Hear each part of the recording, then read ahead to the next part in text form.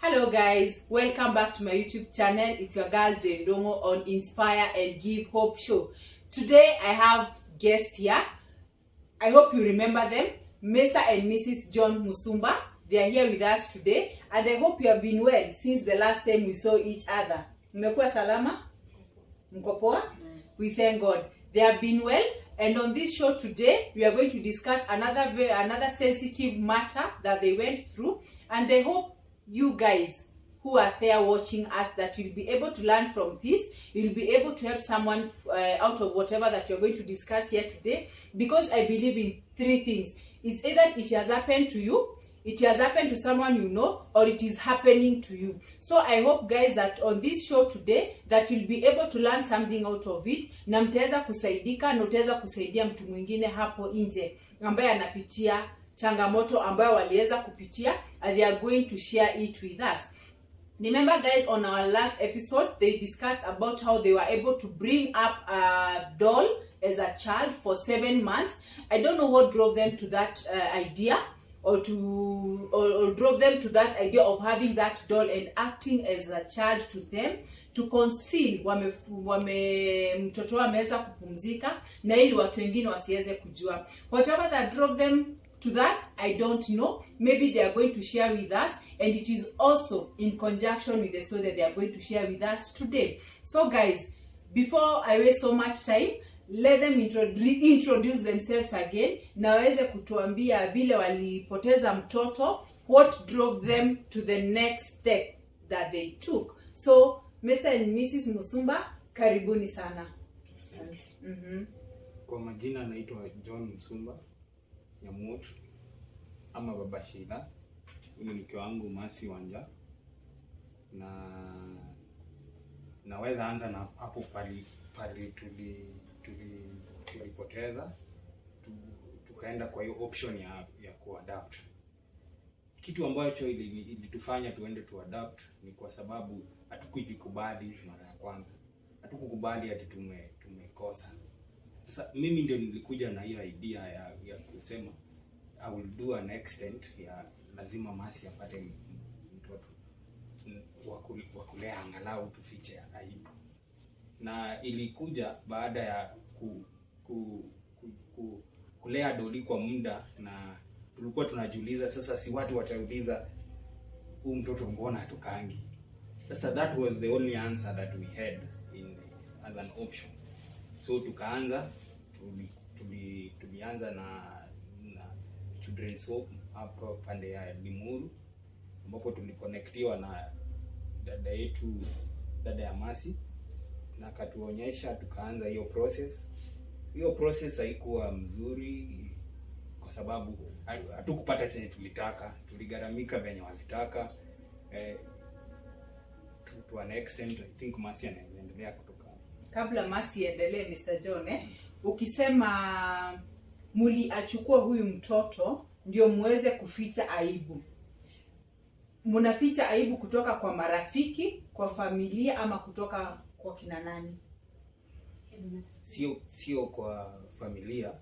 Kwa sababu familia there was no one alikuwa anafuatilia sana mambo yetu. Kwa hivyo ni marafiki. Ni marafiki kwa na majirani na the community. Na hii wakati wote mnapitia hii janga, marafiki zenu wako wapi?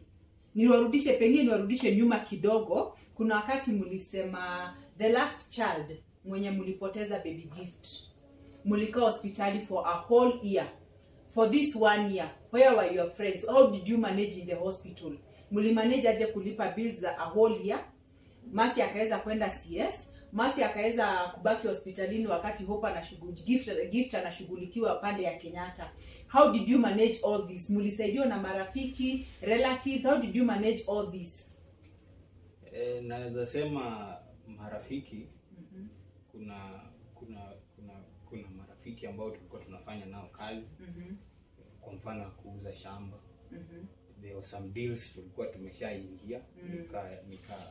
Nikajaribu ku fast track hizo deals zikuje on board ndio niweze kupata msaada.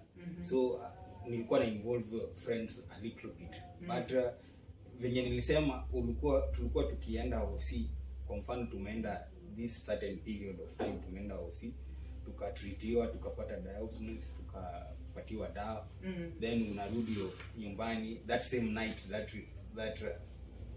midnight unarudi tena OC. Sasa the way mimi nilikuwa niko na uvumilivu, si venye friends wangevumilia. So a little bit, kuna friend angechop in the first time, ukizidi unakuwa a bother. So I don't blame them, but I thank that little you are able to offer that sababu time. Without that ingekuwa minus that. So you appreciate the friends who stood by you na relatives for the little way they came through for you and your family. Yeah. So maybe Masi, unaweza tuambia now about the children's home, vile muli identify a children's home in Lemuru and how it happened thereafter. After kwanza story ya kwa adopt, tulishawishiwa kuna interview tulikuwa tunavaa kufanya. Hiyo interview ilikuwa na amount fulani tunalipa. Interview mnalipa pesa? I think counseling. It was counseling session for you both, so that you are being prepared now to adopt a baby. Tukaendelea, ilikuwa 1 week na kuna amount yenye tulikuwa tunalipa kila siku. Maybe unaweza share na viewers wetu how much you used to pay per person for the counseling session for adopting, preparation for adopting a baby. Sioni haja ya kusema, acha tu ikuwe chini ya maji, lakini ni tudo. Tukafanya hiyo 1 week. Next ilikuwa kuboard na mtoi. Na tukaenda na tukaonyeshwa mtoi na tukaanza kuboard. Tukiboard na mtoi, hizi siku zenye tunakuja kuboard na mtoi, kuna vitu zenye unavaa kuleta na ziza huyo mtoi mwenye una adopt. Kama wako 20, ukikuja unasimamia watoi wote, kama ni diapers, kama ni unga, kama ni sukari, unapiga hesabu ya watoto wote unawaletea. Unawaletea. Tukamaliza hiyo. Ikawa sasa hii run for how long kufacilitate hawa watoto? For 1 month. After 1 month walikuwa nafaa kukuja home, waone venye tuko, waone kama tutaweza kukaa na mtoi. Hiyo kukuja bado utasimamia mafuta, utasimamia mafuta yao, kila kitu yenye watatumia hiyo siku na unasimamia. Akakuja mara 2 na tukasimamia venye walikuwa wamesema na wakasema iko sawa. Wakaenda wakanyamaza. Tukiwapigia simu saa zingine hawashiki. Tukiwapigia simu saa zingine anatuambia kwa ina meeting, aongei. Tukakaa after kitu 6 months, tulikuwa sasa tumesahau hiyo story, yanatupigia simu. Kuna mtoto amepatikana. 6 months. 6 months. Ndio anatuambia kuna mtoto amepatikana, kuna chizi amepata mtoi. Chizi. Na tunaweza pewa huyo mtoi. Maybe Masi, kabla uendelee, mulianza process ya kuadopt mtoto mkiwa na doli ikiwa how many months after me lose baby gift? Tulianzanga ikiwa na 1 month. So 1 month. So mko mnataka by the time mna receive mtoto, mnatupa doli, mnaingisha mtoto. Mlikuwa adopt a baby boy. So all this time wakati mnaambiwa mkanyamazio for 6 months na the children's home, so bado mnabembeleza mtoto doli, bado mko na doli? Bado tunabembeleza. Even after being quiet for 6 months, bado mko na doli. So tukaenda tukaona mtoi alikuwa sawa, lakini hatukuonanga mama. Bado tukaendelea, tukienda OC tunapeleka, kuna staff tulikuwa tunaitishwa, tunapeleka. Na saa zingine tunapigiwa simu, hata msikuje, tumeni do fulani. Tunatuma mtoi yako sawa. Tukafika mahali sasa wakakataza tuone mtoi ashatoka OC. Tukaambiwa sasa tutakuwa tunatuma pesa ya diaper, none. So akiwa children's home Lemuru. Akiwa children's home sasa Lemuru. Tunatuma hizo staff zenye anafaa kutumia. Tukakaa wakanyamaza sasa kabisa mpaka wale. So after 6 months mkaendelea kuitishwa pesa, mnaambiwa msikuje, mtume na mnatuma. And then ikaenda mahali now they kept quiet kabisa. So that is 2019. 2019 mwezi gani? ilikuwa 2020 2020 mwezi wa 3 4 ndivyo alinyamaza Walinyamaza kabisa to date. Mm. Na nyinyi mkitaka kuadvise watu, mngetaka kuambia nini about children's home? Precaution gani wanafaa kuchukua ndio wasipigwe chenga tena kama venye mlipigwa chenga? I believe uko nje kuna mtu amepigwa chenga maybe na children's home. Maybe yeye ama mtu anajua ama iko kumfanyikia. Mngetaka kuadvise aje? Mi kusema ukweli, ningesema hivi, ikiwa ni maneno ya kuadopt, Muongeze sauti kidogo. I think unafaa you put God in front of this.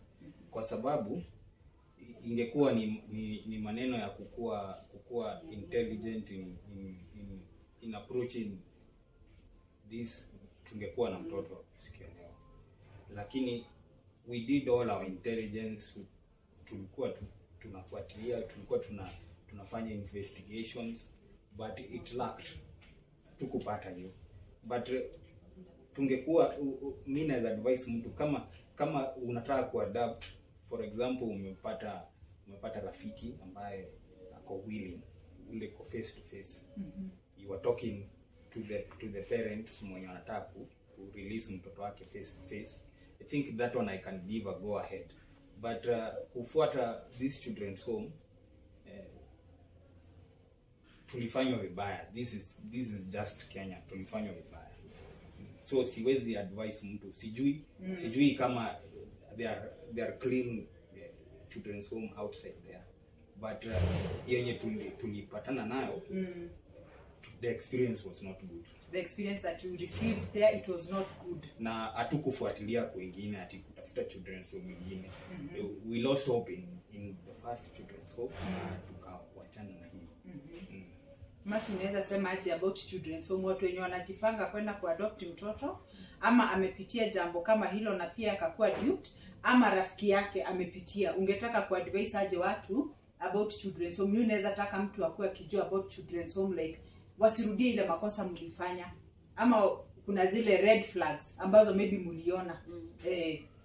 Mimi ningetaka kusema mtu mwenye hapo nje ana plan kuadopt, ni vizuri ku take your time.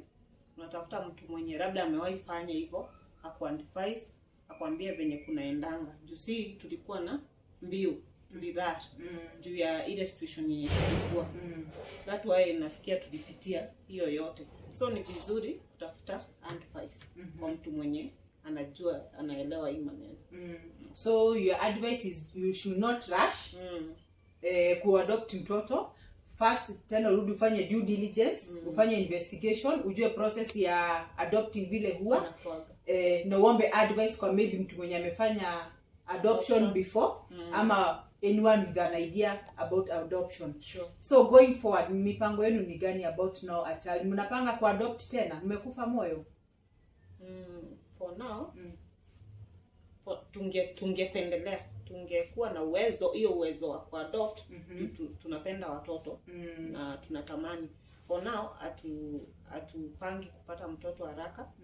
Napanga tupone juu bado tuko kwa hiyo process ya hili. So tungekuwa na uwezo tungeadopt, lakini for now tuko chini. Na kama kuna mtu hapo nje ako na mtu yeye anashindwa kulea, tunaweza lea. Mko ready kulea? Mr. John, utasema vipi? Ningesema kama ni mtoto anaweza patikana, si ati nafanya kampeni ya mtoto. Nimesema kama mtoto anaweza patikana, kwa mfano mtoto anahitaji ulezi, I have an open heart and I can be a dad for him. Thank you so much. Maybe tunaweza rudi nyuma kidogo about the previous video that we did about how you lost the children. Kuna mahali Mr. John uliweza kumention that ilifika at some point ukaweza kutumia pesa ya biashara. Ile biashara yenye ulikuwa unafanya ya survey, ukaweza kutumia pesa ya watu wa biashara. Na at some point ulimention that walikuchapa. Can you take us through what happened? Mpaka ikafika watu wenye ambao umepea kazi, ambao wametembea nawe kwa hii safari, wamekugeuka tena ikakuwa sasa audio watakuchapa. Maybe you can enlighten us more about that. tukiwa hospitali at first, the first month nilikuwa comfortable, nilikuwa hata nikitumia pesa ya kazi, nilikuwa napata kazi nyingine naweza compose na nirudishe mahali nilident. But ikafika mahali nikajipata nimemess up. So nilikuwa najipata customer amenifuatilia sana, nimempatia story leo sijafaulu, inakuwa recurring. So binadamu atajipata ameona ni kama nadanganya. So mtu anatumia channel zake za kufuatilia kujua ukweli iko aje, na the law comes in. Na ujipata nimefuatwa na DCI, polisi, nimefuatwa, najikuta nimelala ndani. Nilijipata kwa police station, kwa cell kama I think close to mara mingi sana.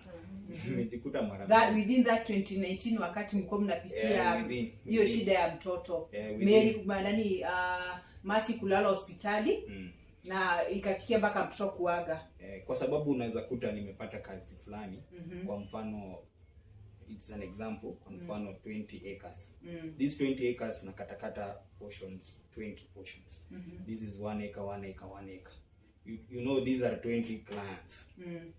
Huyo akinielewa, unajua nitafuatilia kwa sababu when I got that contract, nili have to meet them as a board. Ndio kubaliane nipate hiyo kazi. So everyone alikuwa na contact yangu, na everyone knew me as the surveyor mwenye alikuwa contracted kufanya hiyo kazi. So I was dealing, kwa mfano kazi moja naweza kuwa na deal na 20 people. Na sasa ziko kama kazi kama tuseme kwa mfano 15 of them ama 10 of them. So you can imagine the type of people nilikuwa na deal with. Na sasa huyu kwa mfano anaweza kubali, nimemuelezea niko kwa hospitali, huyo akwe na utu na umungu, aseme nimepatia mtatiza tu, umenifanyia kazi mingi, ninakuamini. Mwingine akubali, kesho yake akuwe so huyo lazima niende nifuatane naye kwa police station. Kwa mfano kazi yake nilikuwa nifanye mpaka transfers, na anani accuse nimechukua title nimeweka kwa Shylock. Sasa I have to prove all this. Na remember nilikuwa naambia watu nimefika pale fulani kazi. Sasa unakuta before I open up where the job iko, nimejaribu kujieleza, trying to cover up. Unajua nimewambia kwa muda and nobody ananielewa the extent ya ile trouble niko at the moment kifamilia. Sasa inanikuta nakuwa police station every week, twice. Hata nikienda police station I sleep 2 days 3 days, nikitoka nimepumzika, after 2 days tena nimebebo. So unapatania watu wenye wamekupea kazi ndio wanakurudisha ndani over and over again. Sasa unakuta kulikuwa na funds za familia ambao my dad alikuwa amewacha. Unakuta some of the funds zinakuwa channeled there after plead na the family, after plead persistently na family. Sasa zingine unakuta ni a client, a total different client mwenye tusumbuane naye, nimempigia Mungu amenisaidia, then ananioffer kazi, ananioffer pesa ya kujibail out. Then nikijibail out, si nimejiweka kwa contract that nikitoka ama ukinipatia kazi utasimamia kwa sababu umenisimamia hapa. So now I don't have the funds. Siwezi mwambia ati sina hiyo pesa, hata nipatia. So I have to tell him or her, after a few days naweza kusimamia kazi yako kama ndio ulikuwa unataka. I get the funds na bail out. Unakuta naingia kwa more trouble after another. So there was another time, kuna Masais huko pande ya Ngong walikuwa wamenipatia kazi yao hiyo, bado kusubdivide mpaka titles. Nikakaa na nini, watu nimewafanyia kazi kwa muda, different jobs, nikideliver in time. Hatujawahi kuwa na shida. At first walikuwa wamenielewa, but kuna wakati wakaniita kazi, mmoja wao akaniita kazi ya fencing. I also do fencing. Nikaitiwa kazi ya fencing, kufence. Alikuwa na fence nyumba yake penye amejenga, is residential plot. Sasa I'm that type of person, hata kama tuko na shida, I can't run away from you. Ati nijifiche, ati tuko na misunderstanding na wewe ya kikazi, pengine sijamaliza kazi yako, I've not add up penye tuliagree. Sitajificha, I will show up myself, nikueleze this is how it went, unielewe. Na ukiniita kazi, sitajificha ati nikotae kupiga hiyo kazi. Nilienda hiyo kazi, nikaanza hiyo kazi, it took us 1 week. Sasa tukienda kumaliza, akaniitania the partners wenye walikuwa kwa hiyo kazi, walikuwa wamenipatia ambayo nilikuwa nimedelay. Mimi mara kwanza ninafikia tu kutaka kujua position ya kazi imefikia wapi. Mara tu naona mmoja amechuna mti za blue gum. Akachuna kijiti ya blue gum. Hizi branches.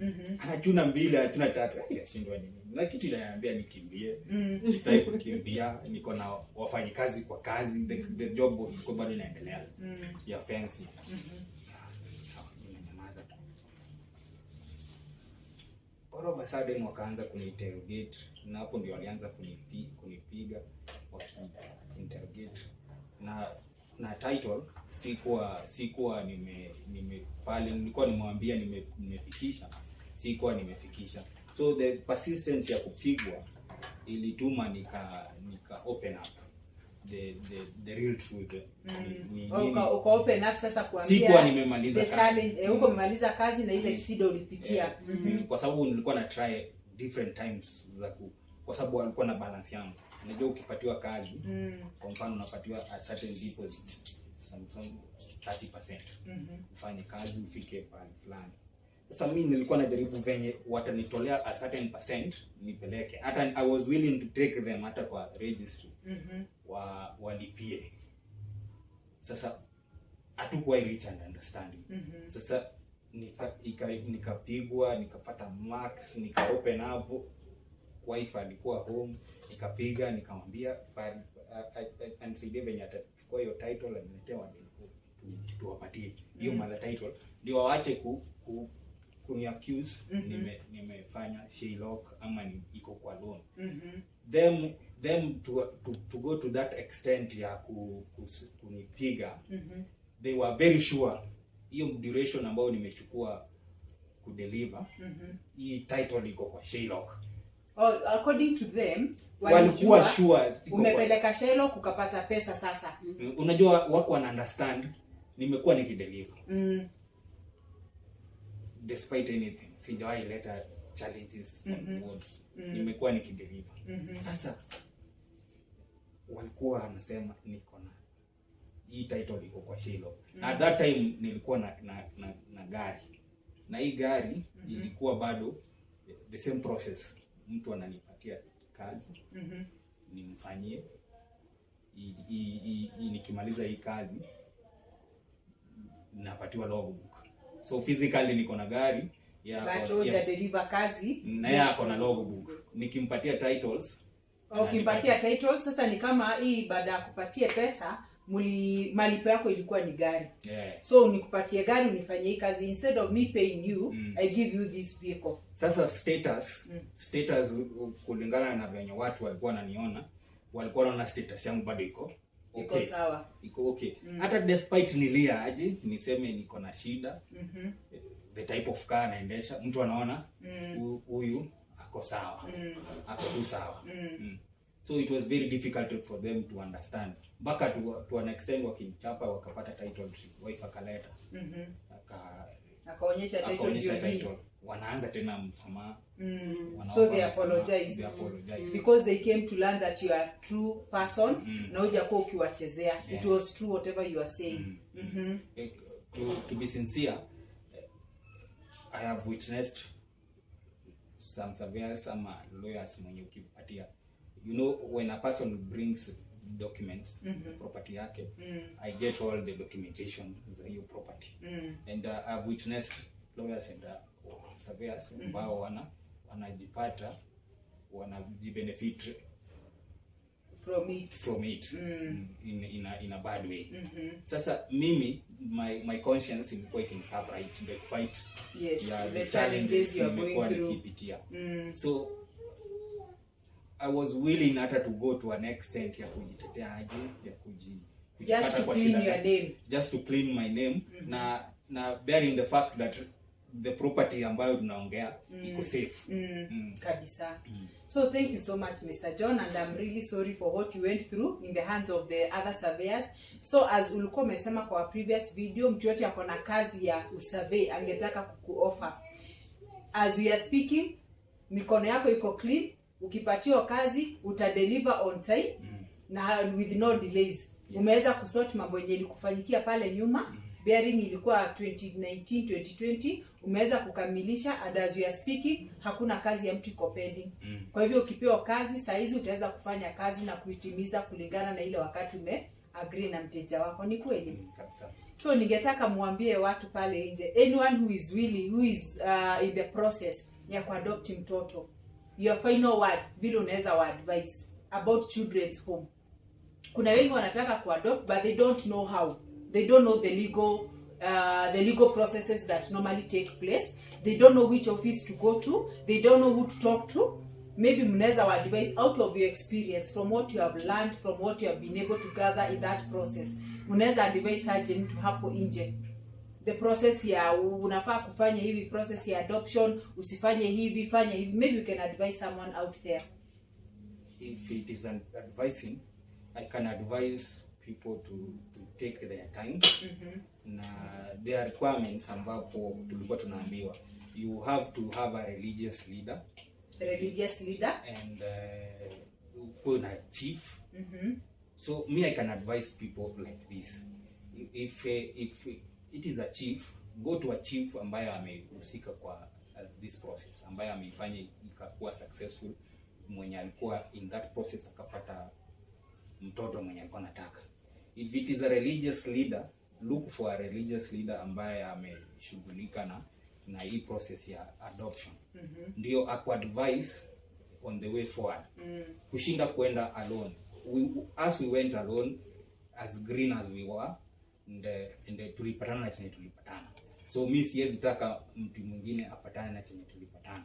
So take your time, do your homework right, better than us, ndio uwe na matunda baadaye. Nawe Mercy, what can you advise a mom out there mwenye ako in the process ya kuadopt, anataka tena mtoto? Unaweza muadvise akol chenye wewe uliweza kulearn out of the adoption process. Unaweza advise mtu nini uliona ukoona hii nitakuja kuchanua mtu nayo? Ni vizuri kuwa careful na kujiamini na kujua venye unafanya. Si tulikuwa na mbio, tulikuwa na rush. So ni vizuri kutafuta advice. Hivyo tu ndio naweza waambia. Watafute advice na wasirush, wasikue rush na need yao ya kuwa na mtoto. Thank you so much Mr. John and Mrs. John Musumba for coming again and agreeing to do this video about children's home, how you are duped by a children's home somewhere in Limuru. Thank you so much for coming here today. In this show, it's all about inspiring and giving hope. If there's anyone out there who wants to adopt a baby, who has a friend who wants to adopt a baby, or who is in the process of adopting a baby, those are the three categories of the people that I want to help. Mwenye anataka kufanya, mwenye akona rafiki amefanyikiwa, or someone who is in that process. Kindly, as you have heard from them, do the due legal process. Kuwa na chief, kuwa na religious person mwenye atasimama na wewe, and again, don't be in a rush to adopt a baby. Investigate more, do more research, and also get an advice from someone who has been able to adopt a baby, ama mtu mwenye anajua your process vizuri. Let them guide you, let them take you through to avoid whatever that they went through. On this Inspire and Give Hope show, we are very, very grateful to have you again for the second time. Mr. and Mrs. Musumba. We are so grateful. And if you are out there and you have a story that you want to share with us, just to inspire and give hope, kindly feel free. On my description box there is my email address. You can do a small write-up about your story, and we are going to air your story for that person out there to get inspired and to have hope when they feel that they are losing it, or wakati wanasikia hit the rock bottom. So guys, I'm so happy having you here today. Till next time, bye bye.